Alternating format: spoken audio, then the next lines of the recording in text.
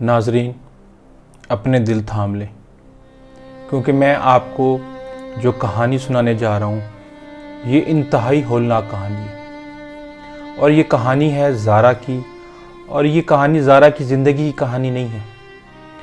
یہ کہانی ہے صبح 6 بجے سے لے کے 1 بجے تک کی، کہ وہ سارا ٹائم جس وقت زارا کو مار کے سب کچھ ہو رہا تھا اس گھر کے اندر، یہ وہ کہانی ہے۔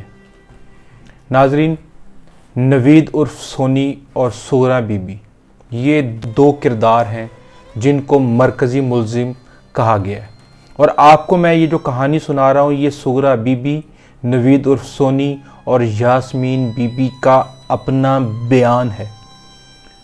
یہ وہ بیان ہے جو انہوں نے پولیس کو دیا ہے کہ اس دن صبح سے لے کے رات تک کیا ہوا، اور یہ ایسا ہولناک بیان ہے کہ آپ اس کا تصور بھی نہیں کر سکتے۔ اور اس دوران جب کہ زارا کو مارا جا رہا تھا، اس کے 2.5 سالہ بیٹے شافع نے اس کی رکھوالی کی، اور وہ 3 دفعہ اس نے ایک طرح سے ریزسٹ کیا، لیکن وہ بیچارہ معصوم رونے کے علاوہ اور کچھ نہیں کر سکتا تھا۔ صبح 6 بجے سغرا بی بی یاسمین کے گھر گئی، کیونکہ انہوں نے نوید عرف سونی کو بلا کے 3 دن سے یاسمین کے گھر پر رکھا ہوا تھا۔ صبح جب وہ اس کو لے کے آتی ہے تو یہ پلان ہوتا ہے کہ نوید مرکزی دروازے سے اندر نہیں جائے گا۔ آپ یہ تصویر دیکھیں، یہ زارا اور سغرا بی بی کے گھر کا پچھلا حصہ ہے۔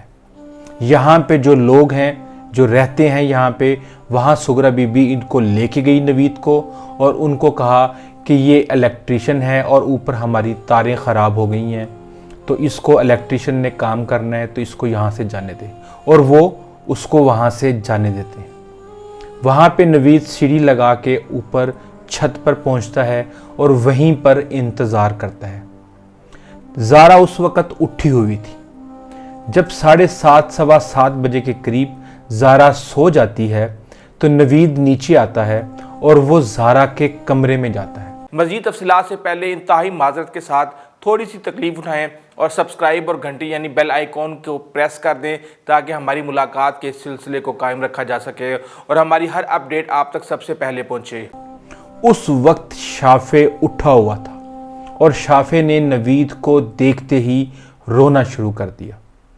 جب وہ روتا ہے تو فوری طور پہ زارا اٹھتی ہے اور نوید بھاگ کے سغرا بی بی کے کمرے میں پہنچ جاتا ہے۔ زارا کو یہ نہیں پتا تھا کہ اس کی موت کا وقت قریب آ چکا ہے اور اس کا قاتل اس کے ساتھ والے کمرے میں موجود ہے۔ ناظرین، زارا اٹھتی ہے اور وہ یہ سمجھتی ہے کہ شافع کو بھوک لگی ہوئی ہے۔ وہ شافع کو دودھ دیتی ہے اور اس کے بعد وہ واش روم جاتی ہے۔ جب وہ واش روم سے باہر نکلتی ہے تو اس کی نظر یاسمین کے اوپر پڑتی ہے، اور وہ یاسمین کو دیکھ کے کہتی ہے کہ صبح صبح آپ یہاں کیا کر رہی ہیں، خیریت ہے؟ یاسمین اس کو کہتی ہے کہ میرے دانت میں درد ہے اور میں ڈاکٹر کے پاس گئی تھی، لیکن ڈاکٹر اس وقت موجود نہیں تھا تو میں یہاں آ گئی اور میں نے اب دوبارہ ڈاکٹر کے پاس جانا ہے۔ ناظرین، زارا دوبارہ جا کر لیٹ جاتی ہے اور 2 گھنٹے تک نوید، وہ قاتل جس نے زارا کا گوشت بنایا، ابھی میں جو آپ کو یہ کہانی بتا رہا ہوں اس کے اتنی خوفناک ہے کہ آپ اس کا تصور بھی نہیں کر سکتے۔ زارا جا کے پھر سو جاتی ہے اور شافع بھی سو جاتا ہے۔ 2 گھنٹے بعد تقریباً 9 بجے کے قریب نوید دوبارہ زارا کے کمرے میں جاتا ہے، اور یہ 2 لوگ مین کردار ادا کرتے ہیں۔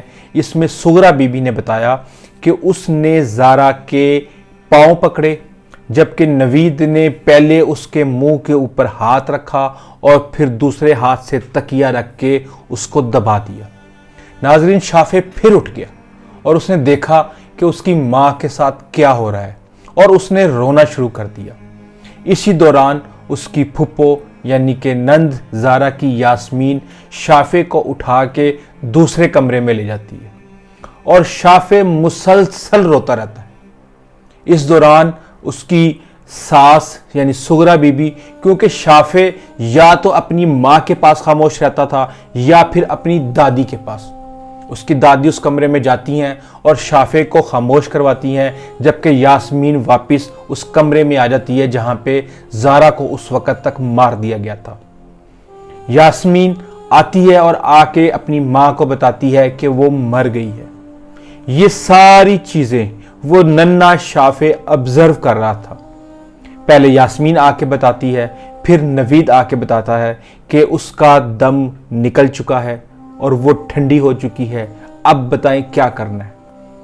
उस वक़्त उसके सामने, उस नन्हे शाफे के सामने ज़ारा को उसके कमरे से उठा के सुगरा बीबी के कमरे में शिफ्ट किया जाता है, क्योंकि ये सारी की सारी वारदात जो जिस्म के हिस्से करने वाली वारदात है, ये सुगरा बीबी के कमरे में वॉशरूम के अंदर ये सारी वारदात होती है।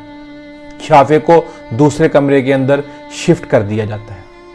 जब शाफे को दूसरे कमरे में शिफ्ट किया जाता है तो उसके बाद नवीद उर्फ सोनी गोश्त बनाता है, जिस तरह गोश्त बनता है उस तरह गोश्त बनाता है, और साथ नंद और जो सास है सुगरा बीबी, वो उस तरह उसके गोश्त को सिंक में धोते हैं जिस तरह कोई कुर्बानी का गोश्त धोता है। और ये सारा सिलसिला 1 से 2 घंटे तक जारी रहा। जब नवीद उर्फ सोनी गोश्त बना लेता है, मैं यही कह सकता हूं कि जब वो उसके जिस्म के टुकड़े कर चुका होता है और वो उसको धो चुकी होती हैं, तो नवीद वॉशरूम में वहीं पे उन्हीं के घर में नहाता है और कपड़े बदल के वहां से चला जाता है। उसके बाद जो दोनों मुल्जिमा हैं सुगरा बीबी और यास्मीन, वो पूरे घर को साफ करती हैं, अपने वॉशरूम को साफ करती हैं। खुशबू उन्होंने पहले ही ला के रखी हुई थी और पूरे घर के अंदर वो खुशबू फैला देती हैं। और नन्हा शाफे रो रहा है। नन्हा शाफे सारे दौरान देख रहा है कि मेरी माँ एकदम से कहाँ गायब हो गई, इन दरिंदों ने मेरी माँ के साथ क्या किया।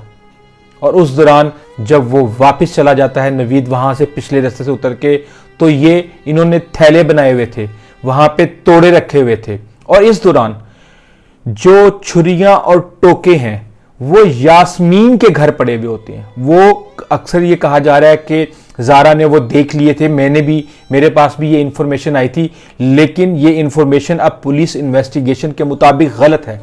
ये सारा सामान ला के यास्मीन के घर में रखा गया था, और यही वजह है कि पहले 2 से 3 चक्कर माँ सुगरा बीबी ने लगाए जो कि सीसीटीवी फुटेज में आए, उसके बाद 2 से 3 चक्कर यास्मीन ने लगाए जो कि सीसीटीवी में आए, और उसके बाद अब्दुल्ला का भी मैं आपको बताता हूं कि वो किस तरीके से पकड़ा गया, क्योंकि जिसने फॉरेंसिक किया है सारी फुटेज का, 50 घंटे की फुटेज का जिसने फॉरेंसिक किया है, उसने ये बताया है कि किस तरीके से उसने इन सबको पहचाना। नाजरीन, ये सारे का सारा काम जो है ये वॉशरूम में होता है, और तकरीबन 50 घंटे की जो सीसीटीवी फुटेज है उससे ये पता चलता है कि यास्मीन के घर के बाहर भी एक कैमरा लगा हुआ था। सुगरा बीबी लेने जाती है नवीद को, और फिर ये अपने दरमियान इतना फासला रखते हैं कि किसी को ये ना पता चले कि ये इसके साथ और ये इसके साथ है, और उसके बाद ये पिछली तरफ से लाके उसको वहां पे पहुंचाती है। नाजरीन, यहाँ पे हम ये देख रहे हैं कि इस केस के हवाले से लोग बहुत कंसर्न हैं कि इसका सज़ा मिलेगी इनको या नहीं मिलेगी। तो इस हवाले से हमारे पास जो इन्फॉर्मेशन आई है कि एसपी इन्वेस्टिगेशन सियालकोट के मातहत एक कमेटी बनी है, और इसके अंदर एक 311 की दफ़ा डाल दी गई है, जिसके तहत ये केस किसी भी सूरत कंप्रोमाइज़ नहीं हो सकता। अगर मदई भाग भी जाए तो फिर भी ये केस कंप्रोमाइज़ नहीं हो सकता। और जो सीसीटीवी फुटेज के एक्सपर्ट ने बताया है, उसने कहा कि मैंने इनकी बॉडी लैंग्वेज चेक की, मैंने इनकी आमद और रफ्त चेक की, और मैंने ये देखा कि ये आ रही हैं, जा रही हैं, फिर आ रही हैं, फिर जा रही हैं। इन्होंने 3-3, 4-4 चक्कर लगाए, और जब अब्दुल्ला एकदम से सीसीटीवी कैमरे को देख के डर जाता है, वो मोमेंट थी जहां पे पुलिस को ये कंफर्म हुआ کہ یہ ملزم ہے اور اس کے بعد پھر ان سے انویسٹیگیشن شروع ہوئی۔ ناظرین، یہ معاملہ صبح 6:30 بجے شروع ہوتا ہے، 7:15 بجے پہلی اٹیمپٹ لی جاتی ہے، 9 بجے تک نوید عرف سونی اسی گھر کے اندر انتظار کرتا ہے اور تقریباً 9:15 ساڑھے 9 بجے یہ زارا کو مارنے میں کامیاب ہو جاتے ہیں، اور دوپہر تک یہ جس طرح بکرے کا گوشت، قربانی کے بکرے کا گوشت بنتا ہے، یہ اس ساری ایکٹیویٹی کے اندر انوالو رہے۔ ناظرین، اس حوالے سے میرے پاس اور بھی بہت سی انفارمیشن آئی ہے کہ کس طریقے سے قدیر کی اپنی ماں سے ملاقات ہوئی ہے، پولیس کو قدیر نے کیا بتایا ہے، اور قدیر کے سامنے پولیس کی جو سگرا ہے اس کی ماں، اس نے اس کو کیا کہا ہے۔ اس حوالے سے بڑے ہی لرزہ خیز انکشافات ہیں، یہ میں آپ کو اپنی اگلی ویڈیو میں بتاؤں گا، لیکن ابھی تک کے لیے اتنا ہی۔ آئندہ تک اجازت دیجیے، اللہ حافظ۔ جانے سے پہلے انتہائی معذرت کے ساتھ تھوڑی سی تکلیف اٹھائیں، سبسکرائب اور گھنٹی یعنی بیل آئیکن کا بٹن دبا دیں تاکہ ہماری ملاقات کے سلسلے کو قائم رکھا جا سکے اور ہماری ہر اپڈیٹ آپ تک سب سے پہلے پہنچے۔